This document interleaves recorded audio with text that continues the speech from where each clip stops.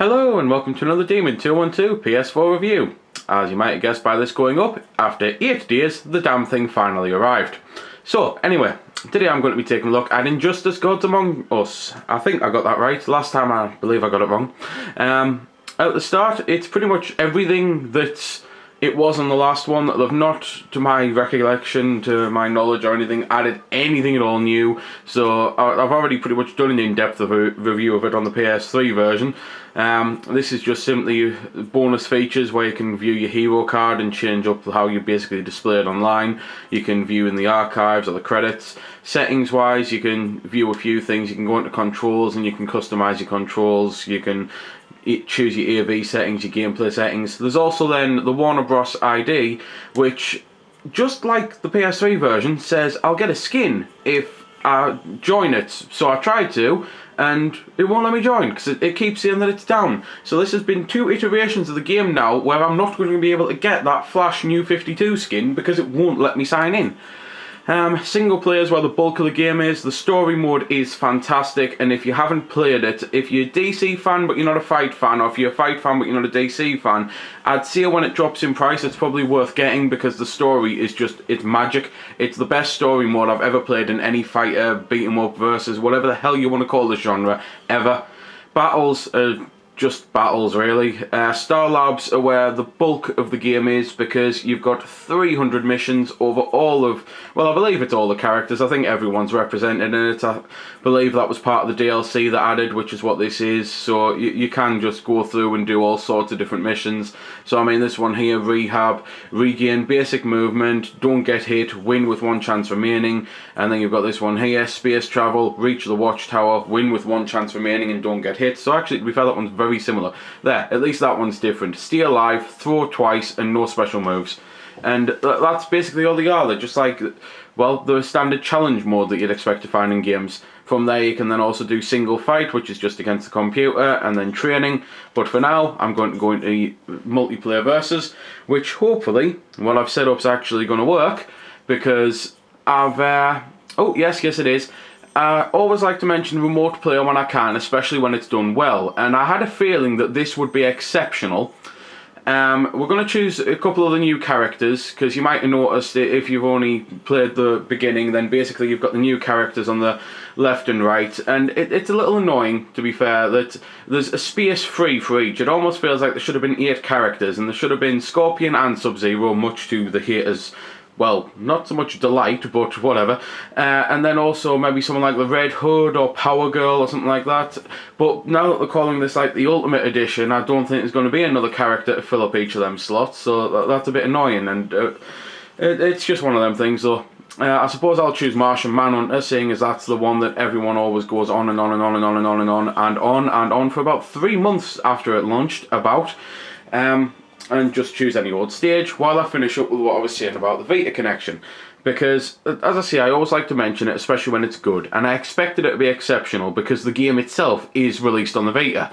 And I must admit, from playing on it for about 20 minutes on the Vita, it really is fantastic. Graphically, there's not much of a drop.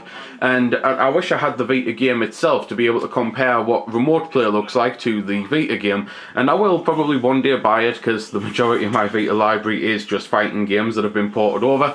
But for now, I've got it on the PS4 and that's what I wanted it as.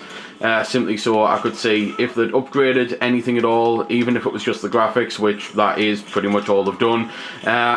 And just so that I had something else to play. I mean, if you've seen my FIFA review, you'll probably have seen me a hell of a lot saying how I wish that it had arrived, just simply because of the amount of times that all we were able to play is FIFA, because it's the only multiplayer game we actually had. But I suppose I should get into the basics in case it's the first time you're hearing anything at all about this game. It is your standard fighter. You've got an energy bar. The whole point is, when that energy runs out, which Zod's is just about to, then the round ends, but you keep your energy. So as you can see, he got Martian down to about 2/3 of his bar there, and I really like it on fighters when this happens, because the amount of times that if you've done really well in the first round, I mean, for example, if I got a perfect, if I hadn't been hit at all, for me to then lose a full energy bar, while it added, I suppose, to the strategy of the game because you couldn't then rely on it, it also at the same time always felt like I'd been cheated out of energy. And it's just one of those things, it did used to annoy me quite a bit, so I'm glad that this does it. So the whole point, you get the energy down for one round, then you get the energy down again, and that means you've beat them.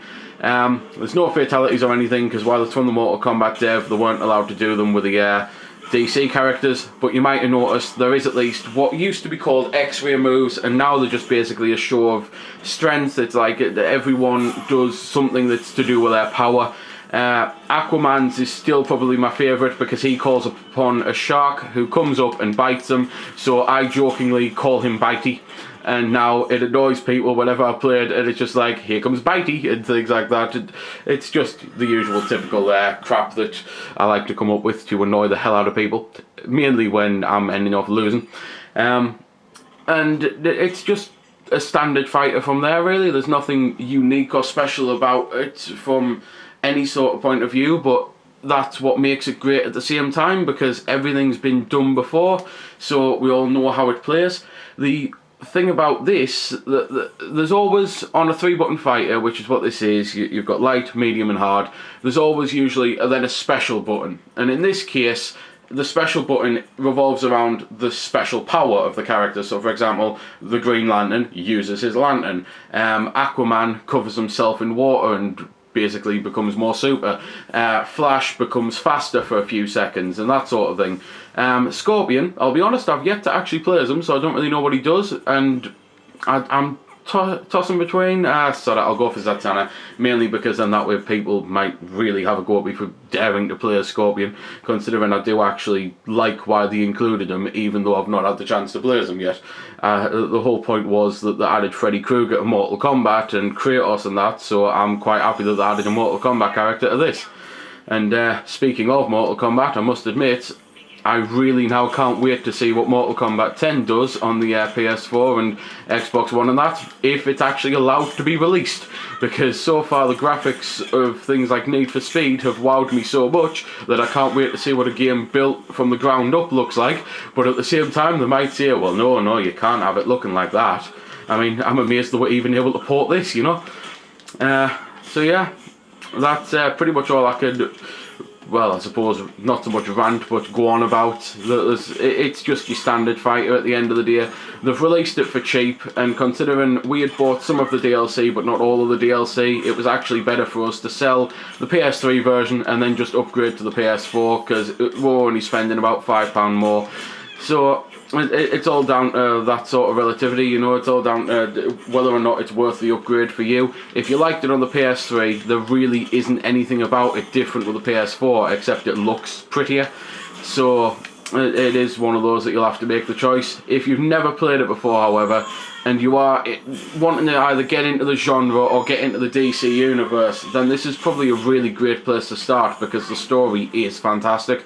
My best mate, who is a DC nut but hates fighters, actually went out, played this and bought the comics because of it, because he was really into the story, but he doesn't like the games on them. So that's pretty much, I suppose, the best thing I can say to the story, that even he went nuts for it. So at least it's not just myself who's a huge fan of fighters who liked it. So there we go then. That's been the review. I hope you found it helpful. I don't score the games because that's based purely on opinion, so instead I'll leave you to make your own mind up. So thanks for watching, and if you've got any questions about the game that I didn't answer in the vid or that hasn't been answered in the comments, then feel free to ask and I'll help if I can. Also, if you did find it helpful, don't forget to check out my channel, because there's plenty more like this up there, and don't forget to subscribe because there'll be plenty more to come as well. So until next time, this has been Demon212, signing off.